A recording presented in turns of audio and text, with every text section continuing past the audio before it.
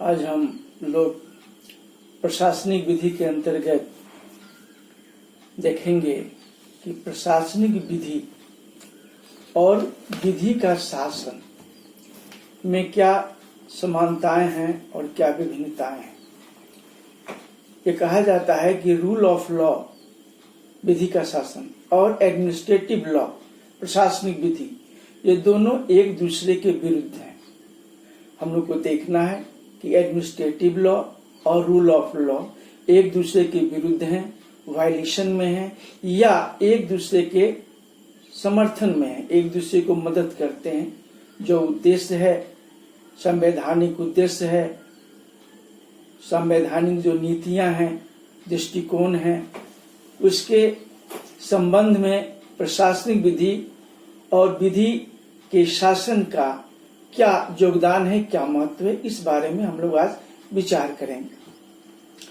तो आइए सबसे पहले देखते हैं कि रूल ऑफ लॉ है क्या, और रूल ऑफ लॉ का जो प्रतिपादन हुआ, ये जो सिद्धांत अस्तित्व में आया, ये जो प्रिंसिपल हमारे सामने आया, ये कब और किसके द्वारा प्रस्तुत किया गया। तो एक बहुत ही विख्यात विधिशास्त्री थे डायसी महोदय। डायसी महोदय ने सन 1885 में 1885 में एक किताब लिखी। उनके किताब का नाम था the law and the constitution. तो जो डायसी महोदय ने जो 1885 को किताब लिखी, पुस्तक लिखी the law and the constitution, उसमें उन्होंने लिखा कि व्यक्ति की स्वतंत्रता, व्यक्ति का अधिकार उसी स्थिति में अबाधित रह सकता है, अक्षुण्ण रह सकता है। व्यक्तियों को उसका अधिकार, उसकी स्वतंत्रता प्राप्त हो सकती है जब किसी राज्य में कानून का शासन हो, विधि का शासन हो। और उन्होंने कहा कि चूंकि फ्रांस में डायरेक्ट एडमिनिस्ट्रेशन है, इसलिए फ्रांस के नागरिकों को स्वतंत्रता प्राप्त नहीं है, जबकि इंग्लैंड में विधि का शासन है, इसलिए इंग्लैंड के लोगों को अधिकार है, यहाँ के लोगों को स्वतंत्रता प्राप्त है। तो डायसी ने जो सिद्धांत दिया विधि के शासन का, रूल ऑफ लॉ का, उसमें उन्होंने बतलाया कि जहां पर कानून का शासन होगा, जहां पर विधि का शासन होगा, उस शासन की तीन विशेषताएं होंगी। रूल ऑफ लॉ के तीन एलिमेंट्स होंगे, तीन इंग्रेडिएंट्स होंगे, तीन विशेषताएं होंगी। जहां पर रूल ऑफ लॉ होगा, विधि का शासन होगा, कानून का शासन होगा। उन्होंने कहा कि रूल ऑफ लॉ का पहला विशेषता यह है कि सुपरमेसी ऑफ लॉ होता है, यानी विधि की सर्वोच्चता होती है। जहां पर विधि का शासन होता है, जहां पर रूल ऑफ लॉ होता है, वहां पर विधि सर्वोच्च होता है, कानून जो होता है वो सोवरेन होता है। तो सुपरमेसी ऑफ लॉ यह पहला एलिमेंट है, पहला इंग्रेडिएंट है रूल ऑफ लॉ का। सुपरमेसी ऑफ लॉ में यानी विधि की सर्वोच्चता में होता क्या है। तो डायसी महोदय ने कहा कि जहां पर कानून सर्वोच्च होगा, सोवरेन होगा, सुप्रीम होगा, वहां पर दो बातें होंगी। पहली बात तो ये होंगी कि वहां किसी को मनमाना कार्य करने का छूट नहीं रहेगा। कोई भी व्यक्ति अपनी इच्छा से मनमाना कार्य नहीं कर सकेगा और उसे विधि के अनुसार कार्य करना होगा। और किसी व्यक्ति को तब तक दंड नहीं दिया जा सकेगा, तब तक सजा नहीं दिया जा सकता है, चाहे वो शारीरिक हो या आर्थिक हो। किसी भी व्यक्ति को तब तक दंड नहीं दिया जा सकता है जब तक वह उस देश में प्रचलित किसी कानून के उल्लंघन में कार्य नहीं किया। यानी बिना कानून के उल्लंघन का, बिना कानून के अवहेलना का किसी व्यक्ति को दंड नहीं दिया जा सकता है। तो दो बातें होंगी, मनमाना कार्य करने की छूट नहीं रहेगी, विधि के अनुसार कार्य करना होगा, और दूसरा कि दंड कानून के अनुसार मिलेगा और कानून के विरुद्ध कार्य करने पर ही मिलेगा। ये बातें जब होंगी तो हम कहेंगे कि वहां पर सुपरमेसी ऑफ लॉ है, विधि की सर्वोच्चता है। तो पहली विशेषता हुई रूल ऑफ लॉ का सुपरमेसी ऑफ लॉ यानी विधि की सर्वोच्चता। दूसरी बात उन्होंने कही कि जहां पर रूल ऑफ लॉ होगा उसकी दूसरी विशेषता होगी equality before law and equal protection of law, यानी कानून के समक्ष समानता और कानून का समान संरक्षण जहां होगा वहां विधि का शासन होगा। विधि के शासन होने के लिए कानून के समक्ष समानता और कानून का समान संरक्षण आवश्यक होगा। कानून के समक्ष समानता और कानून के समक्ष सबों को समान संरक्षण का अर्थ यह होगा कि सभी के लिए एक समान कानून होंगे और एक सामान्य न्यायालय होंगे और एक सामान्य न्यायालय की प्रक्रियाएं होंगी। कोई डायरेक्ट एडमिनिस्ट्रेटिव नहीं होगा। सबों के लिए, चाहे वो सामान्य नागरिक हो, आम लोग हों या वहां के पदाधिकारी हों या वहां के शासक हों, सबों के लिए एक कानून होगा, एक न्यायपालिका होगी, एक समान न्यायिक प्रक्रिया होगी। ये जहां होगी तो हम समझेंगे कि वहां पर इक्वलिटी बिफोर लॉ है और इक्वल प्रोटेक्शन ऑफ लॉ है, यानी रूल ऑफ लॉ की दूसरी विशेषता वहां कायम है। और तीसरी बात उन्होंने कहा डायसी महोदय ने कि constitution is not the source of law. संविधान जो है वो अधिकारों का स्रोत नहीं है, बल्कि अधिकारों के संरक्षण के लिए ही संविधान है। विधियां जो हैं वो मानवीय अधिकारों के परिणाम स्वरूप हैं, न कि स्रोत के रूप में। तीन विशेषताओं के बारे में डायसी महोदय ने कहा कि ये तीन बातें जहां पर होंगी वहां पर ये हम मानेंगे कि वहां कानून का शासन है, और जहां कानून का शासन होगा वहां उस देश में, उस राज्य में वहां के नागरिकों का अधिकार, नागरिकों की स्वतंत्रता सुरक्षित रहेगी। बाद में चलकर डायसी महोदय के सिद्धांत की बहुत आलोचनाएं भी हुई।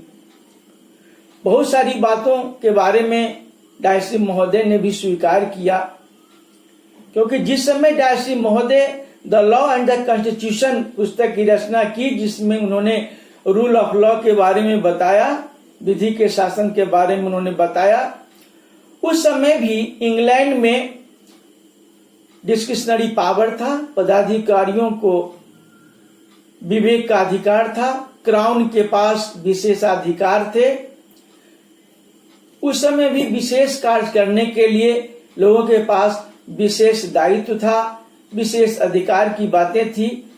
तो ये सब बातों के बारे में उनकी बहुत सारी आलोचनाएं हुई। तो जो डायसी महोदय के सिद्धांत की आलोचनाएं हुई, जिसे हम criticism of the rule of law कहते हैं, उसको इन आधारों पर परखा जा सकता है, देखा जा सकता है। पहली बात तो ये कि डायसी महोदय ने कहा कि जहां कानून का शासन होगा वहां मनमाना नहीं होगा, अपने इच्छा के अनुसार कार्य करने की अभाव होगी। लेकिन discretionary power of the authorities के आधार पर उनकी आलोचना की गई है। क्योंकि पदाधिकारी लोग अपने व्यक्तिगत दायित्वों का पालन नहीं करते, अपने व्यक्तिगत अधिकारों को लागू नहीं करते हैं। पदाधिकारी जनहित में काम करते हैं, लोक हित में काम करते हैं, पब्लिक इंटरेस्ट में काम करते हैं, इसलिए उन पर एक विशेष दायित्व होता है और परिस्थिति के अनुसार उन्हें अपने विवेक के आधार पर बहुत सारे निर्णय लेने पड़ते हैं, जो कि कानून के शासन के लिए आवश्यक हो जाता है। कानून बाधित न हो, कानून समान रूप से लागू हो, कानून में विलंब न हो, इसलिए बहुत सारे पदाधिकारियों को विशेष कार्य के संदर्भ में अपने विवेक के अधिकारों का इस्तेमाल करने का अधिकार दिया जाता है। इस आधार पर विधि के शासन की आलोचना की गई। फिर उसके बाद डायसी के सिद्धांत को इस आधार पर आलोचना की गई कि special position of the person of public service services, जो लोक प्रशासन के पदाधिकारी लोग हैं, उनकी एक विशेष स्थिति होती है। तो जब विशेष स्थिति होती है तो वहां पर equality before law and equal protection of law का वायलेशन होता है। तो इक्वलिटी बिफोर लॉ और इक्वल प्रोटेक्शन ऑफ लॉ का वायलेशन विशेष काम के संदर्भ में व्याख्या इसकी नहीं की जा सकती है, क्योंकि जो पब्लिक सर्वेंट होते हैं उन्हें विशेष कार्य करने का दायित्व होता है, विशेष स्थिति होती है, लोक हित में काम करते हैं, इसलिए उन्हें सुरक्षा के लिए, उन्हें अधिकारों को लागू करने की स्वतंत्रता के लिए, उन्हें स्वतंत्र रूप से संविधान के उद्देश्यों के अनुसार कार्य को संपादित करने के लिए कुछ छूट दी जाती है। वो छूट भी मर्यादित होती है, नेचुरल जस्टिस के अंतर्गत होती है, प्राकृतिक न्याय के सीमाओं के अधीन होता है। इसलिए special position of the person of public services ये रूल ऑफ लॉ का वायलेशन नहीं करता है। फिर रूल ऑफ लॉ का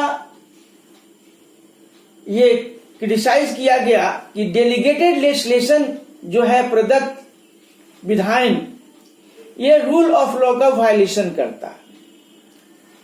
जनता कानून बनाने के लिए विधायकों का, सांसदों का निर्वाचन करती है और संविधान लॉ मेकिंग पावर उन लेजिस्लेटिव बॉडीज को दिया है। तो जब विधायक, जिन्हें संविधान ने विधि निर्माण करने की शक्ति प्रदान की है, वो जब स्वयं कानून नहीं बनाकर और दूसरे एजेंसी को, प्रशासनिक पदाधिकारी को, एक्सिक्यूटिव बॉडी को लॉ मेकिंग पावर डेलीगेट करते हैं, तो वहां पर रूल ऑफ लॉ का वायलेशन होता है। इस आधार पर इसकी आलोचना की गई। लेकिन सच्चाई ये है कि लोकहित में बहुत सारे ऐसे क्षेत्र हैं जिनके बारे में वही कानून बना सकता है उचित रूप से, न्याय संगत रूप से, दूरदर्शिता पूर्ण ढंग से, जिसे उस विषय का ज्ञान हो, जिसे उस क्षेत्र का ज्ञान हो या अनुभव हो। हर क्षेत्र का ज्ञान हर व्यक्ति को नहीं हो सकता। इसलिए जनता के लिए उचित, न्याय संगत, संविधान के उद्देश्यों के अनुसार कानून बने, इसलिए विधायकों ने, इसलिए विधायिका ने, इसलिए लेजिस्लेटिव असेंबली ने वो लॉ मेकिंग पावर वैसे पदाधिकारियों को, वैसे एक्सिक्यूटिव बॉडी को, वैसे एजेंसी को दिया जिन्हें उस विषय का ज्ञान था, उस विषय के वो स्पेशलिस्ट थे, उस विषय में उन्हें कार्य करने का अनुभव था।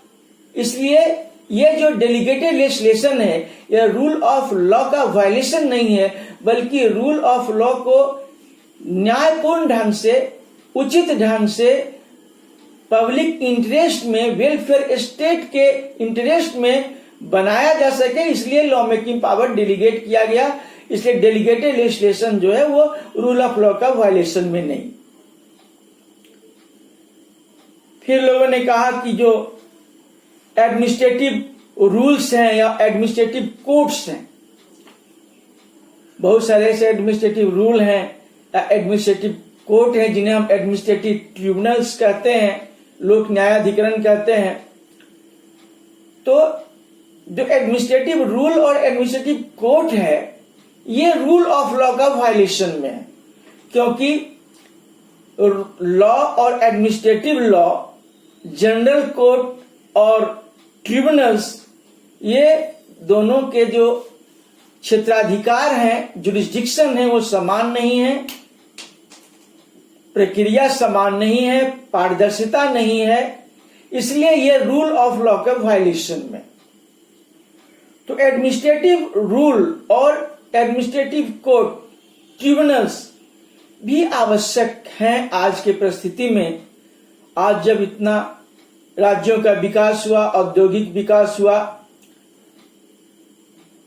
वैज्ञानिक दृष्टिकोण से विकास हुआ, आर्थिक क्षेत्र में, विज्ञान के क्षेत्र में, टेक्नोलॉजी के क्षेत्र में, ये जो डेवलपमेंट हुआ, विकास हुआ, और उस क्षेत्र में इंडस्ट्रियल डेवलपमेंट के क्षेत्र में, तो उस क्षेत्र में न्याय वही किया जा सकता है जिन्हें उसके बारे में अनुभव हो, जो उसके बारीकियों की, उसके परेशानियों की, उसके जरूरतों की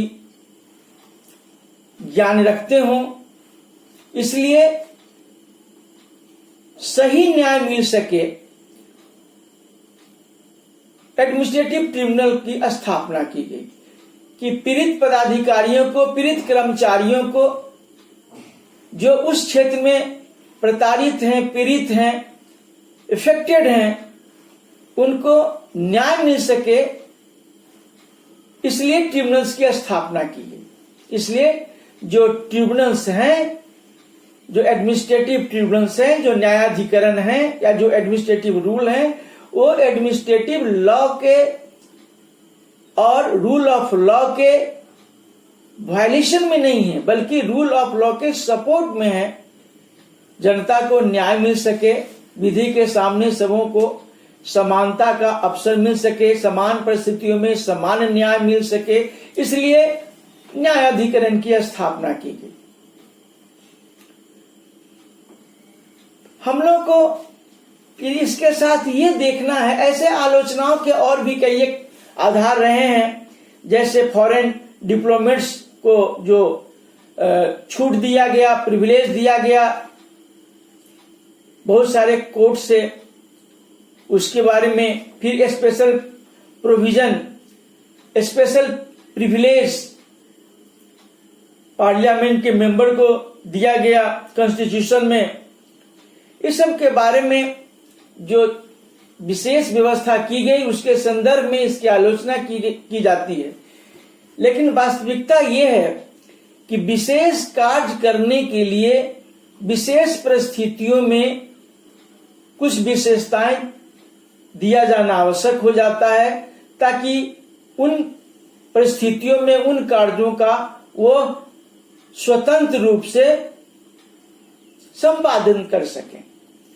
इसलिए रूल ऑफ लॉ आज के परिवेश में भी आवश्यक है, और हमने अपने संविधान में भी, इंडियन कॉन्स्टिट्यूशन के पार्ट 3 के फंडामेंटल राइट्स के आर्टिकल्स में, आर्टिकल 14 में, भारत के संविधान के अनुच्छेद 14 में हमने डाइसी के प्रिंसिपल को, रूल ऑफ लॉ को अपनाया है, और आर्टिकल 14 में हमने एडॉप्ट किया है equality before law and equal protection of law के प्रिंसिपल को, जो डाइसी ने 1885 में, 1885 में अपनी पुस्तक the law and the constitution में इसको डिफाइन किया, इसको मेंशन किया। तो आज इतना ही, शेष अगले क्लास में। Thank you.